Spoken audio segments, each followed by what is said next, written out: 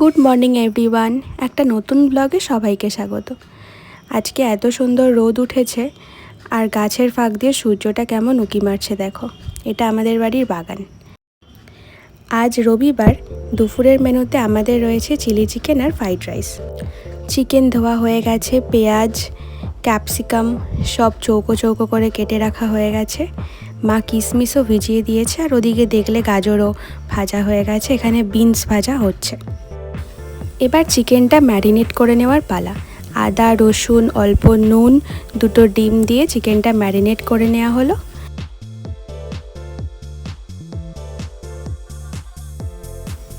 এবার রং আসার জন্য অল্প করে কাশ্মীরি লঙ্কার গুঁড়ো দেওয়া হলো। এরপর দেওয়া হলো কর্নফ্লাওয়ার। ব্যাস, এবার পুরো মিক্সচারটাকে খুব ভালো করে মেখে নিতে হবে।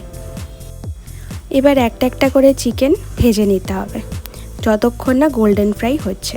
এই দেখো, এটা আমাদের বাড়ির পদ্ম গাছ, জল পদ্ম। আমার পাশের বাড়ির এক কাকিমা আমাদেরকে গিফট করেছে। আর কিছুদিন পরে হয়তো ফুল ধরে যাবে বা দুর্গাপুজোর সময়ও ফুল আসতে পারে। কি সুন্দর না বলো? এই যে এখানে বিনস গাজর সব ভাজা হয়ে গেছে আর এদিকে চিকেনগুলোও সব উল্টে দিচ্ছি কেন কি সব গোল্ডেন ফ্রাই হয়ে গেছে। এই দেখো, এরপর ছোট ছোট করে কেটে রাখা রসুনগুলোকে লাল লাল করে ভেজে নিতে হবে। তারপর পেঁয়াজ ক্যাপসিকাম যেগুলো চৌকো চৌকো করে কেটে রাখা হয়েছিল সেগুলোও ভেজে নিতে হবে। তারপর চলে গেল সামান্য নুন আর চিনি, পরিমাণ মতো তোমরা দিতে পারো। এরপর এটা একটু লাল লাল করে ভাজা হোক, ততক্ষণ আমরা চিলি চিকেনের জন্য সসটা রেডি করি। Tomato ketchup, green chilli sauce আর সোয়া সস খুব ভালো করে এটাকে মিক্সড করে নিলাম। তারপর এই মিক্সচারটা ওই ভেজে রাখা ক্যাপসিকাম আর পেঁয়াজের ওপর ঢেলে দেওয়া হলো। ব্যাস, এবার পুরোটাকে মিক্সড করে নেওয়া হবে।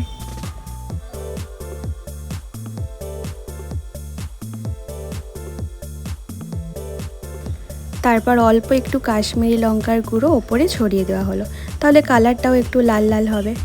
তারপর চলে গেল চিকেনগুলো। চিকেন দিয়ে তারপর খুব ভালো করে এটাকে মিক্সড করে নিলেই তো চিলি চিকেন রেডি।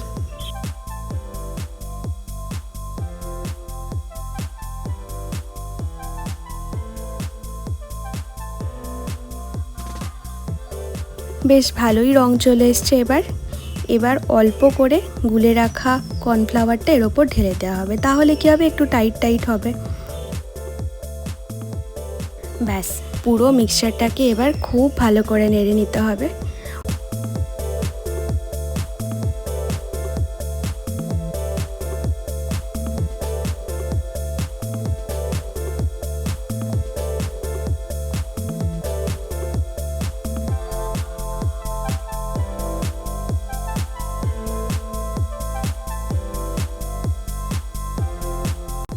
এই তো অলরেডি কালার চলে এসছে।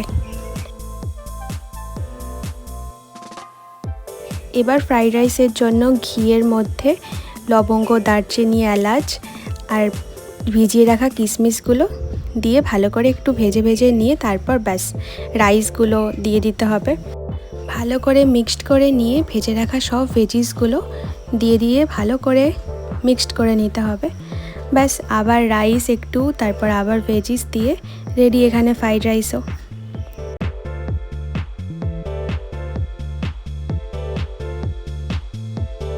আর এখানে চিলি চিকেনও রেডি। 2000 years later. ফাইনালি মা আমাকে সার্ভ করে দিয়েছে। খুবই সুন্দর হয়েছিল খেতে। মার হাতের বানানো চিলি চিকেন আমার অলওয়েজ খুব ফেভারিট।